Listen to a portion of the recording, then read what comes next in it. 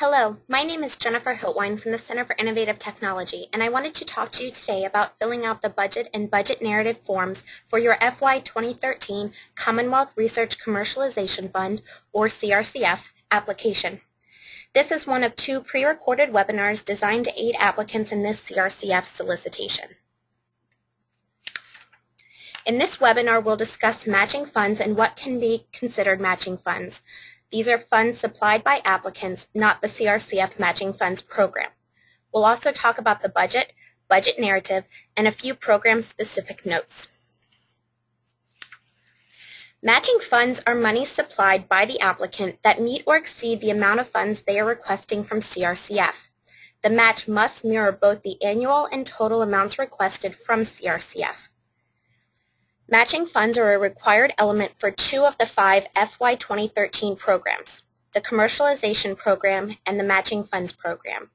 In both the SBIR and STTR Matching Funds programs, the applicant's SBIR or STTR award acts as the match. Matching funds cannot be identified or secured after a CRCF award is made. They must be in place at the time the CRCF application is submitted. Matches must also be active during the proposed CRCF project's period of performance. For example, if an applicant acquired matching funds during a 3-year grant and are wrapping up year 1, funds already expended cannot be used as matching funds for your CRCF project. Neither can funds that would be expended after the proposed CRCF period of performance. Matches at a minimum must be 1-to-1, though they can exceed that too. Matches can also be provided, even if not required for certain programs, if the applicant wishes. Examples of matching funds can be seen on the slide below and within the FAQs. These include labor and/or fringe, consumables, purchased equipment, federal, private, or other grants or contracts that support the same work proposed in the CRCF application and align with the specific period of performance. This is the period of performance that's proposed in the CRCF application. Waived indirects are also acceptable matching funds. You would not be asking for CRCF to pay for overhead or G&A costs, but you might contribute this as part of your match. In general, whatever contribution is made as the match must be specific to the CRCF project. Matching funds may not be funds received from the CIT-VIPC funds, state contracts, or grants, although if you are a university contributing salary or indirects, these might be achieved through state monies but are acceptable. The budget and budget narrative templates are within a single Excel document with one tab for each. Both tabs must be completed when you submit the document. Templates are program-specific and are available for download from the CRCF program pages on CIT's website or from the application itself. Once completed, upload the final template as an Excel file into your application. Matching funds should be recorded and explained as applicable in both the budget and budget narrative. On the budget template, you'll see a combination of yellow and white cells.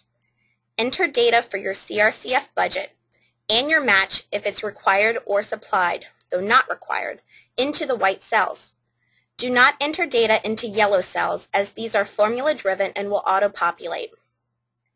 If you are requesting funds for a period of performance lasting longer than a year, add the appropriate number of columns and update the formulae for both CRCF requested funds and, if necessary, matching funds. The bottom of each budget has cells for calculating the percentage of requested CRCF funds for direct and indirect costs. A couple of examples follow of the budget template.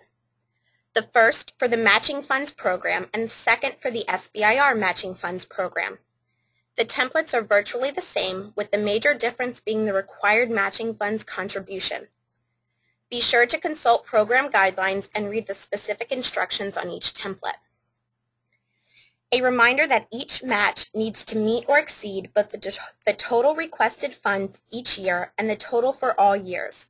For example, you might be asking for the maximum matching funds program amount, $100,000, with $75,000 requested in year 1 and $25,000 requested in year 2. Therefore, the year 1 match must be at least $75,000 and the year 2 match must be at least $25,000. To complete the budget template, note the budget categories by line and the columns for the CRCF request and match. Moving on to the budget narrative. The purpose of the budget narrative is to understand how the applicant expects to spend CRCF money. It also identifies the source or sources, amount, and uses of matching funds. Provide a rate, or the percent for friend, G&A, and overhead, and indicate who has approved your rate, for example, by a federal agency. Like with the budget template, when filling out the budget narrative, enter data only in the white cells.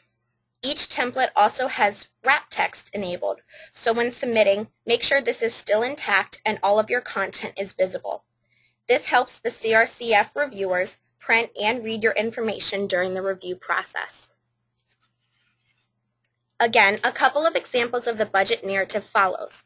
As with the budget templates, they are really the same format for all programs with the exception of the instructions, including the requirement to explain your matching funds. I'd like to take a couple minutes now to provide some examples of what we're looking for on the budget narrative. At a high level, the budget narrative should explain the columns and amounts from your budget and detail what the requested funds cover. In all cases, we encourage you to provide as much detail as possible about the expenditures for the proposed CRCF project. Now, when you're filling out your budget narrative, if you provided in your budget that funds would be spent on labor, in your budget narrative you should explain who, what, and how much. Say 2 people are supported by the proposed CRCF project.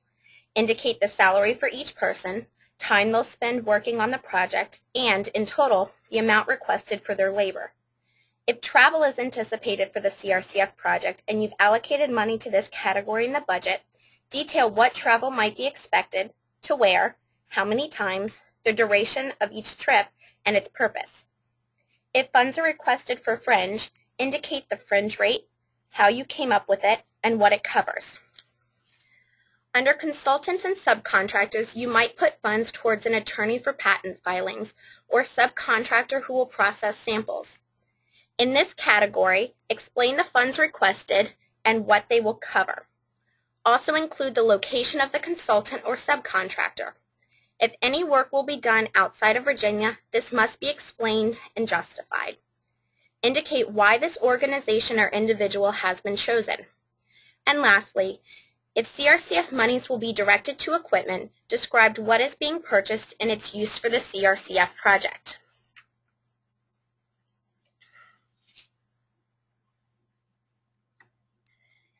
As we near the conclusion of this webinar, we wanted to provide an easy resource for applicants in navigating the budget and budget narrative relating to matching funds. Matching funds are required for the commercialization and matching funds programs only. Matching funds may be supplied for the Facilities Enhancement Loan and SBIR and STTR matching funds programs, but they are not required.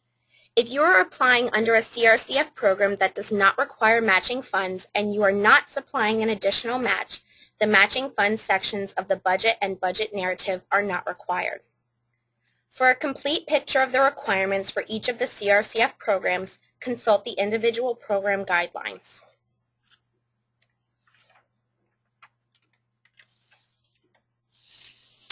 This CRCF program is just one of many programs managed by CIT. If you want to know more about our organization, these programs or services, or have questions, let us know. We'll be happy to put you in touch with the appropriate people. Or you can always check out www.cit.org for more information.